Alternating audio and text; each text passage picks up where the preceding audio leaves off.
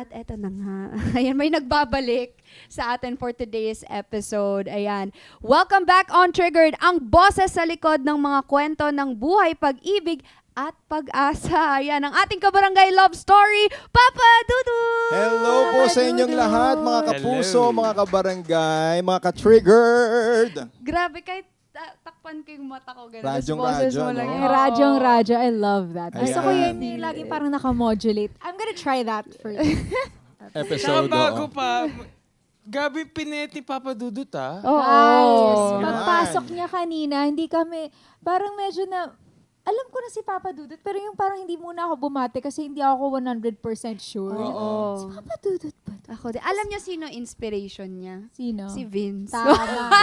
Oo, totoo. Inspiration. Sabi nga niya kanina, Inspiration. sabi niya, 4 hours lang po akong natulog. Sabi ko, bakit hindi halata sa'yo na 4 hours kang nakatulog? Oh.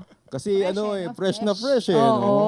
Pero fresh na fresh pa rin ngayon, Papa Thank you so Dudut. much Grabe. kasi meron ako mga twins na eh.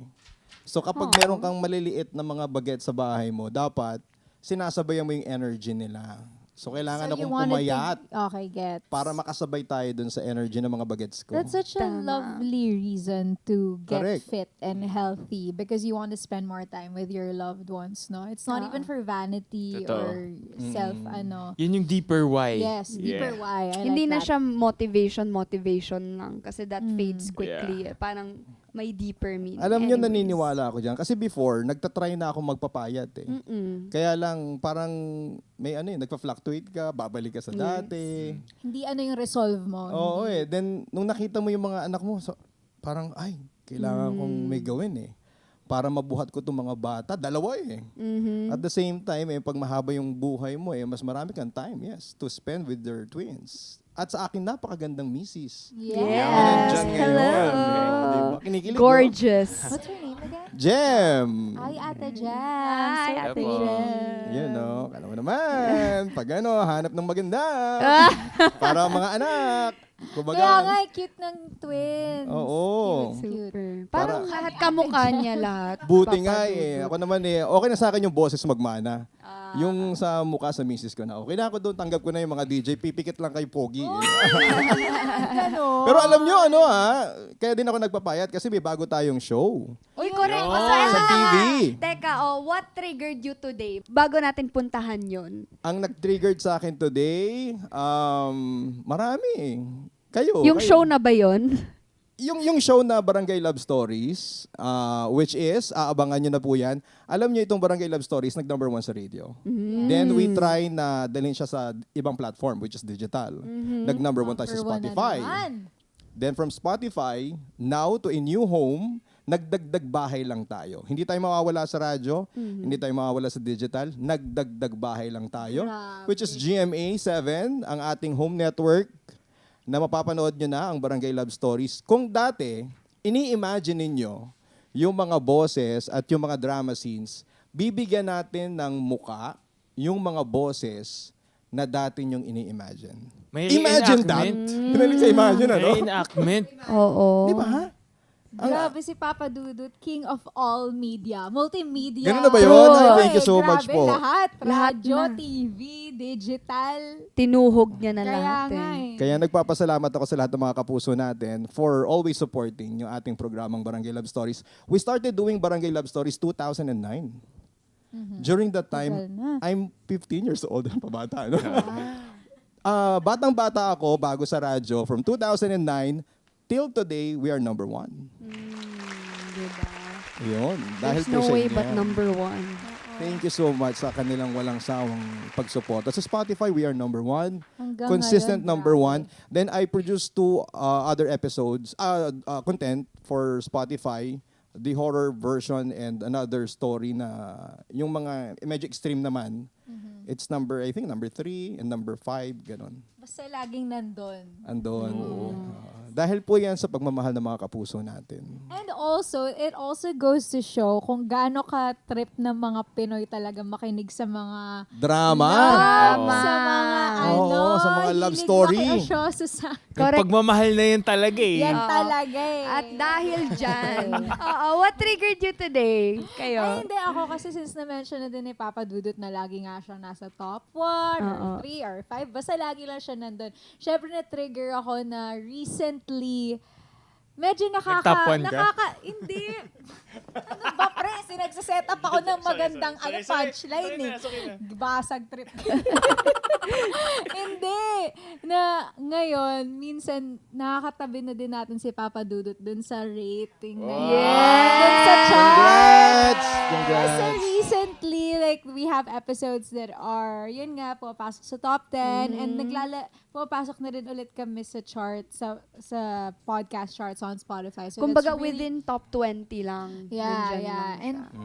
And yes, so that's Magagaling really, naman really kasi cool. kayo eh. Thank you Yes, po. mana Tapos pag sa'yo. nakikita ko tumataas kayo, ginagalingan ko lalo. joke lang. Yun, di ba? Tama na. Kaya kami ngayon, ang goal namin, talunin si Oo. Kaya pala, medyo nahihilo ako nung ininom ko to ah. Keep your friends close but your enemies closer. Parang may epekto na po siya. Hindi, joke lang yun, joke lang. Yan. No, but we're so inspired by you. Kaya we're happy then that you're here na Thank you so much. we have so much to learn from you. Sana marami tayong matutunan ngayon. Marami tayong mga topics na pag-uusapan. Correct. Kayo, what Marami triggered you yan. guys? Ako, na-trigger ako sa ulan. Kasi dapat, Man, 2 weeks na, no, na umuulan. kasi dapat kasama ko siya eh. Alam mo yun? dapat, sabi mo, pre. May kakada. Imagine ka na naman, ha? piyakap kami, ganyan. Pero Kaya wala pala kayo eh. nakakumot. Hindi, wala. Na-trigger lang din kasi talaga ako kasi ang daming cancel na shoot, ganun. Oh. Walang pera, ayun.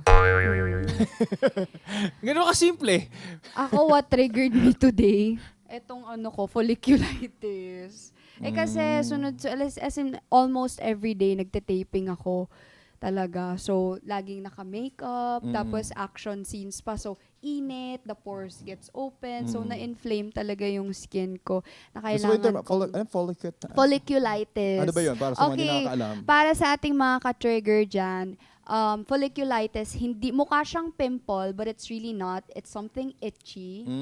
So, yun, na may na-trap na dirt doon or bacteria just because your pores opens and closes from time to time and also because of the environment. Ayun. Ayun. So, maulan, mainit, ganon.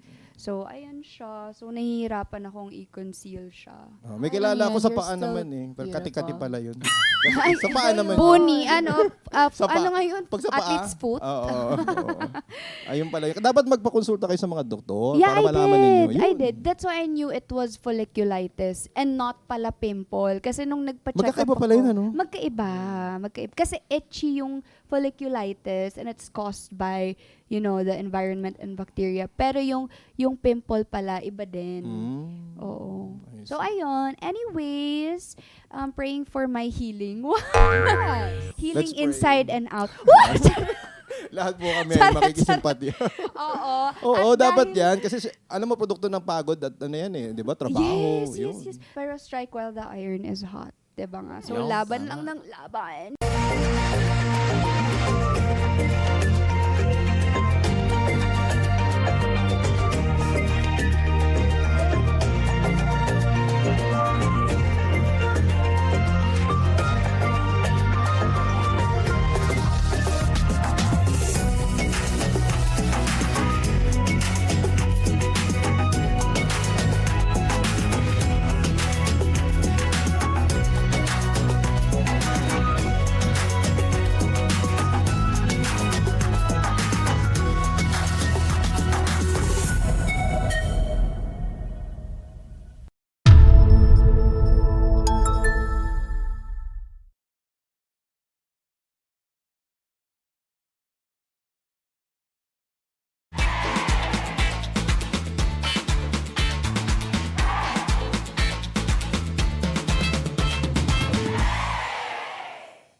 Hello mga ka-triggered! Pag hindi pa kayo nakasubscribe sa ATM YouTube channel, definitely don't forget to hit the subscribe button and hit the notifications bell para updated kayo sa mga latest ganaps. Kita-kits!